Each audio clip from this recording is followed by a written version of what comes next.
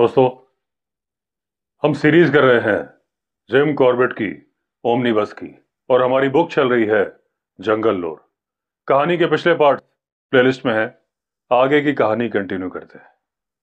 अब जो मंडे था वो गवर्नमेंट हॉलीडे था, तो टॉम काला डुंगी आया फैमिली के साथ हॉलीडे बिताने के लिए। यहां पर उसका सामना हुआ कुछ नाराज लड़कियों से। वो जानना चाहती थी कि क्या वजह थी कि टॉम ने नील को भरी हुई बंदूक पकड़ा दी थी। ऐसा करके टॉम ने नील के साथ धोखा किया था और डेंसे की लाइफ खतरे में डाली थी, क्योंकि टॉम को उन लड़कियों का पूरा प्रोग्राम पहले से पता था। टॉम शांति के साथ सारे इल्जाम सुनता रहा और उसके बाद उसने बोला कि मैंने जो बंदूक पकड़ाई थी उसके कारतूस में बारूद की जगह आटा भरा हुआ था। अब सबका हंस हंस के बुरा हाल हो गया। यानी कि लड़कियां नील के साथ प्रैंक कर रही थीं और टॉम ने उन लड़कियों के साथ ही प्रैंक कर दिया था। अब दोस्तों, अगला है चैप्टर 2। अब डेंसर को शक था जिम कॉर्बेट के ऊपर, जिनका एसोसिएशन था उन लड़कियों के साथ, क्योंकि जिम कॉर्बेट बच्चों के ग्रुप में सबसे छोटे थे और लड़कियां अगर नहाने भी जाती थी तो रखवाली के लिए जिम कॉर्बेट को साथ में लेके जाती थी। इसलिए जिम कॉर्बेट को उन लड़कियों के सारे प्लान्स पहले से पता होते थे। डेंसर को शक था कि जिम कॉर्बेट को इस प्लान के बारे में मालूम था। उन्होंने डेंसर को बताया नहीं और जितना क्रेडिट इस प्रैंक का मिलना चाहिए था उतना क्रेडिट मिला नहीं डेंसर को। जबकि जिम कॉर्बेट बोलते हैं कि मैंने तो केवल एक ही सजेशन दिया था कि जो भालू की खाल को आप लोग धागे से सिल रहे हो उसे धागे से मत सिलो, उसे सिलो एक मजबूत थ्रेड से। अब डेंसर ने मुझे इनवाइट किया एक शिकार पर चलने के लिए, जिस वक्त मैं दूसरे बच्चों को सिखा रहा था कि एक डाल से दूसरे डाल पर झूला कैसे जाता है।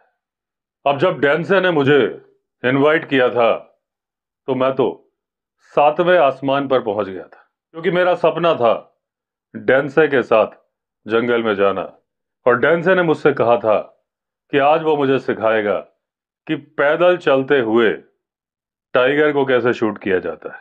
अब धूनीगर के इलाके में, जो कि बाद में मुझे मालूम चला था कि ये तो टाइगर का घर ही है, उस दिन हमें सिर्फ पग मार्क्स मिले, कोई भी टाइगर नहीं मिला।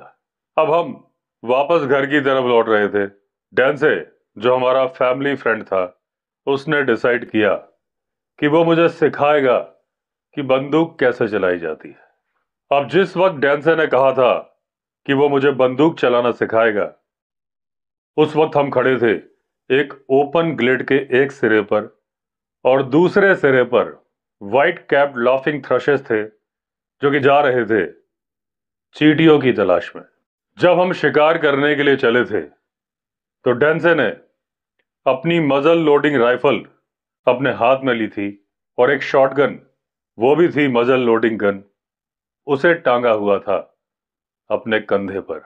अब डेंसे ने वो शॉटगन अपने कंधे से नीचे उतारी और वो गन मेरे हाथ में दे दी और मुझे कहा कि अपना बायां पैर दाएं पैर से थोड़ा आगे रखो, बंदूक की नली को सामने करो, उसके बट को अपने कंधे पे सटाओ और फिर धीरे से ट्रिगर दबा दो। अब मैंने उसका ट्रिगर दबा दिया और इतने सालों में मैं ये जान नहीं पाया कि वो बंदूक जिसमें कि बारूद कुछ ज्यादा भरा था, क्योंकि डेंसे, जैसा कि मैं पहले बता चुका हूं, एक ग्रिजली बेयर की तरह गठीले बदन वाला था और ताकतवर था, तो अपनी बंदूक में वो बारूद कुछ ज्यादा ही भरता था। अब जब मैंने अपना होश संभाला, मुझे समझ में आया कि आसपास हो क्या रहा है, मैं कौन हूं, मैं कहां हूं और मैं क्यों हूं। तब मैंने देखा कि आसपास जंगल है, मैं शिकार करने आया था। डेंसे ने मुझे शॉटगन दी थी और मैंने ट्रिगर दबाया था उसके बाद तो जैसे भूकंप ही आ गया था। अब मैंने देखा डेंसे क्या कर रहा है। वो अपनी शॉटगन की मजल को हाथ से सहला के चेक कर रहा था कि कहीं उसमें कोई नुकसान तो नहीं हो गया, क्योंकि जो धमाका हुआ था उससे वो शॉटगन उछलकर पत्थरों के ऊपर जा गिरी थी। अब वो थ्रशेस तो जा चुकी थी, लेकिन जब हमने वहां पर जाके देखा तो एक दूसरी बर्ड मरी हुई पड़ी थी, जिसका कि साइज था रॉबिन बर्ड के आकार का, और उस बर्ड का नाम था व्हाइट ब्रोड फ्लाई कैचर। अब जब ध्यान से चेक किया गया तो उस बर्ड को कोई इंजरी नहीं थी, यानी उसे गोली लगी नहीं थी। लेकिन डेंसे ने एक कंक्लूजन निकाला कि यह बर्ड मर गई है शॉक की वजह से, सदमे की वजह से। और इस कंक्लूजन से मैं भी सहमत था, क्योंकि मैं भी मरने ही वाला था सदमे की वजह से जब मैंने चलाई थी वो शॉटगन। अब जब ये डेंसे के साथ शिकार का अनुभव हुआ था जिम कॉर्बेट को, उसके कुछ दिनों के बाद टॉम, जो कि उनका बड़ा भाई था और जिम कॉर्बेट के पिताजी की मृत्यु होने के बाद परिवार की रिस्पॉन्सिबिलिटी संभाल रहा था। और जब जिम कॉर्बेट के पिताजी की मृत्यु हुई थी, उनकी उम्र थी 4 साल। तो टॉम ने बोला कि आज मैं जिम को लेके जा रहा हूं भालू के शिकार पर। लेकिन मेरी मां को डर लग रहा था कि कहीं मेरे ऊपर कोई खतरा ना आ जाए। टॉम ने समझाया कि खतरे की कोई बात नहीं है, और उन दोनों के बीच का आर्गुमेंट मैं चुपचाप खड़े होकर सुन रहा था।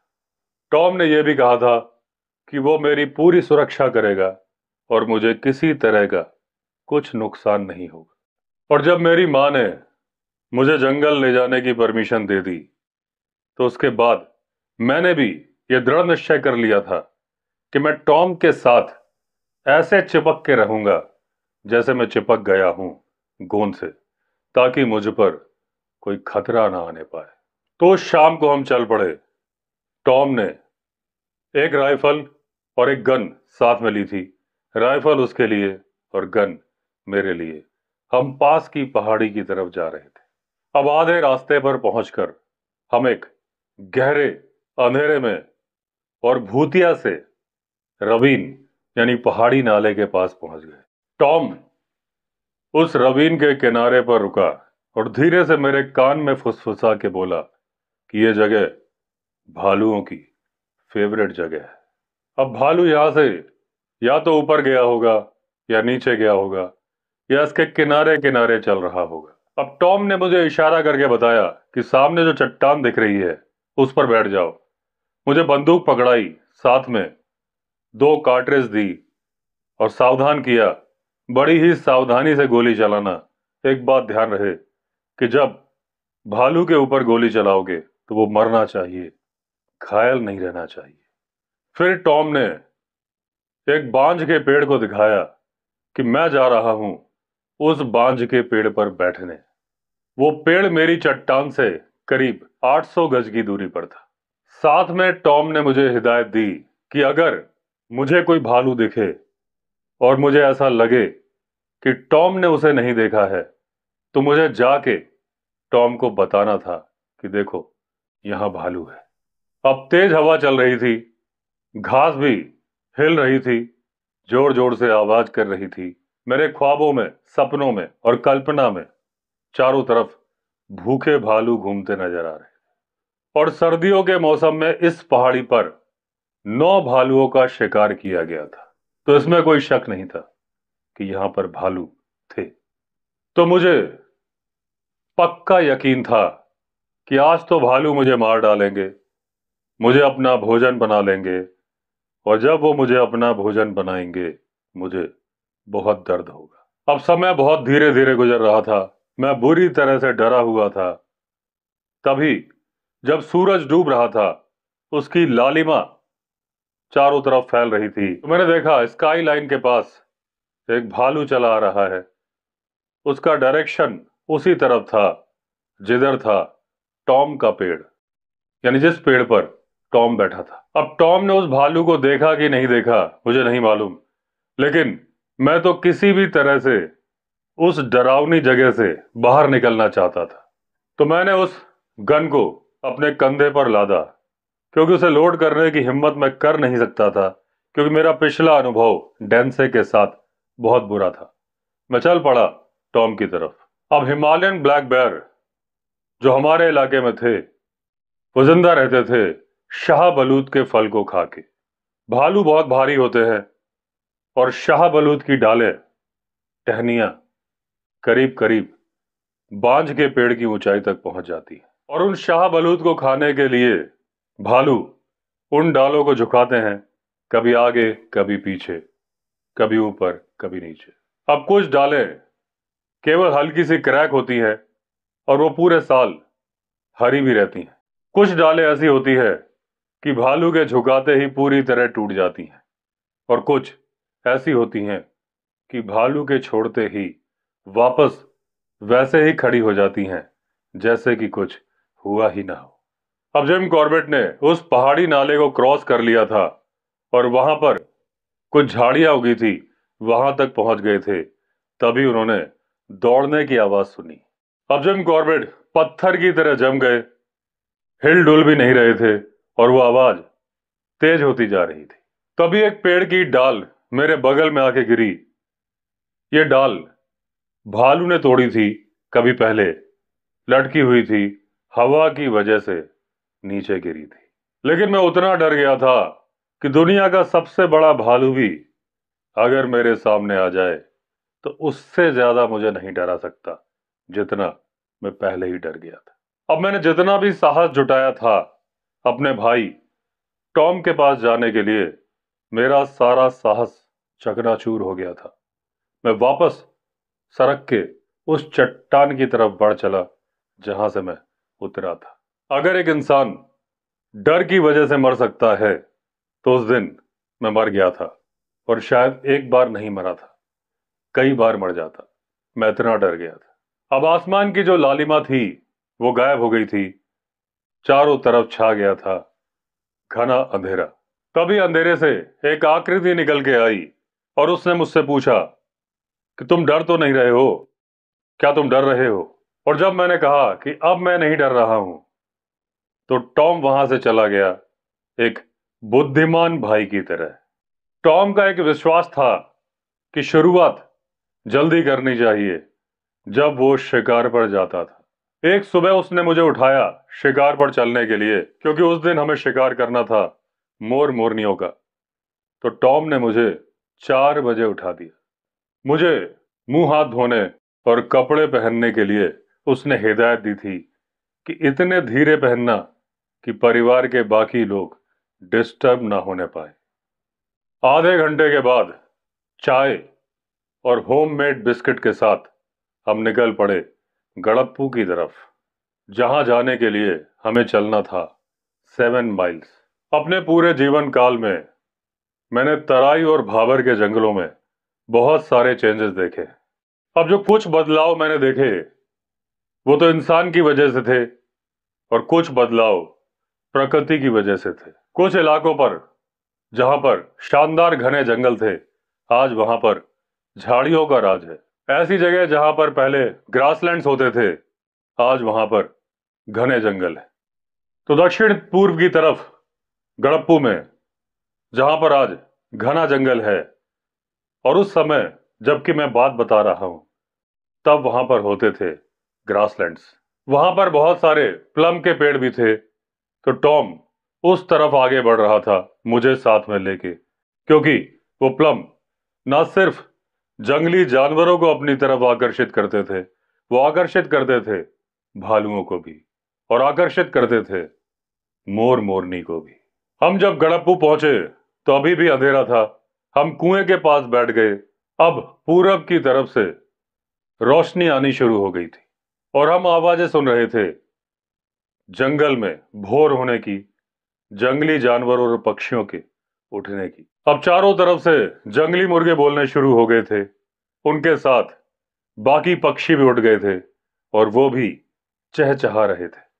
रात में मोर मोरनियां जो कि ऊंचे पेड़ों पर जैसे कि सेमल के पेड़ बैठ के रात बिता रहे थे, अब वो नीचे आ गए थे, घास के पास में घूम रहे थे और जोर जोर से आवाज कर रहे थे। जब सूरज की पहली किरण ने सेमल के पेड़ की सबसे ऊंची शाखा को छुआ करीब 20 मोर वहां से उड़ के प्लम के बीच में आ गए। अब फौरन टॉम उठ के खड़ा हो गया और बोला, यही वो समय है जब हम जाएंगे जंगल के अंदर।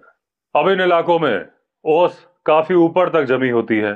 सुबह सुबह जब वो नीचे गिर रही होती है तो ऐसा लगता है जैसे बारिश हो रही हो। अब जिस घास के अंदर हम चल रहे थे वो टॉम के लिए कमर तक की ऊंचाई की थी और मेरे लिए थी वो गले की ऊंचाई तक। मेरे सारे कपड़े भीग गए थे और ऊपर से वो जो ठंड थी वो बहुत परेशान कर रही थी।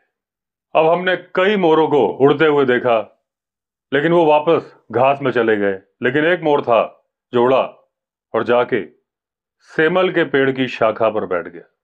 अब टॉम ने मेरे हाथ में थमा दी 12 बोर की ब्रीच हैमर लोडिंग गन और कहा, जाओ आगे जाओ और गोली मारो इस मोर को। मुझे जाना था करीब 150 गज।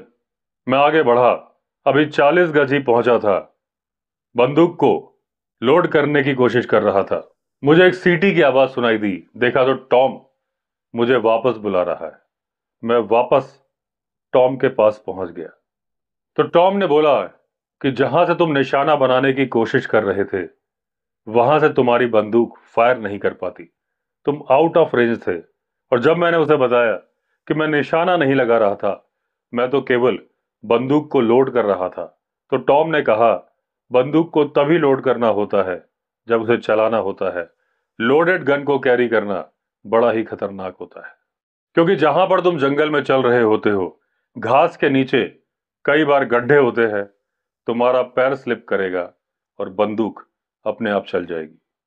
फिर उसने कहा, फिर जाओ एक बार और ट्राई करो। अब मैं दोबारा चला। अब एक बड़ी सी प्लम की बुश के पीछे छिपता हुआ मैं आगे बढ़ा। सेमल का पेड़ खाली था, उसमें पत्तियां नहीं थीं, लेकिन लाल फूलों से लदा हुआ था। अब सेमल की डाल पर बैठा हुआ मोर जिसके ऊपर सूरज की रोशनी पड़ रही थी, वो मेरी जिंदगी का सबसे खूबसूरत मोड़ था। अब वो वक्त आ गया था जब मुझे बंदूक को लोड करना था, लेकिन ठंड की वजह से मेरी जमी हुई उंगलियों ने इनकार कर दिया उस बंदूक के हैमर को खींचने से। यानी मेरे अंदर इतनी ताकत नहीं थी कि उन जमी हुई उंगलियों से मैं हैमर खींच के बंदूक को लोड कर पाता। और इसके पहले कि मैं बंदूक को लोड करूं, वो पीकॉक उड़ गया वहां से। टॉम आया, बोला, कोई बात नहीं, होता है, चलता है, दुनिया है। लेकिन फिर कोई दूसरा मोर मेरे पास आया ही नहीं। उस दिन टॉम ने एक जंगली मुर्गा और 3 मोर मारे। फिर हम उस घास से अपने घर की तरफ चल पड़े। पहुंच गए। थोड़ा लेट ब्रेकफास्ट किया, लेकिन भूख लगी थी, आनंद आया। तो दोस्तों, एंड हुआ इस तरह से सेकंड चैप्टर। अगले एपिसोड में फिर मिलेंगे। अगर आपने चैनल सब्सक्राइब नहीं किया है तो चैनल सब्सक्राइब कर लीजिए। चलिए फिर मिलते हैं, तब तक के लिए all the best. Vande Mataram.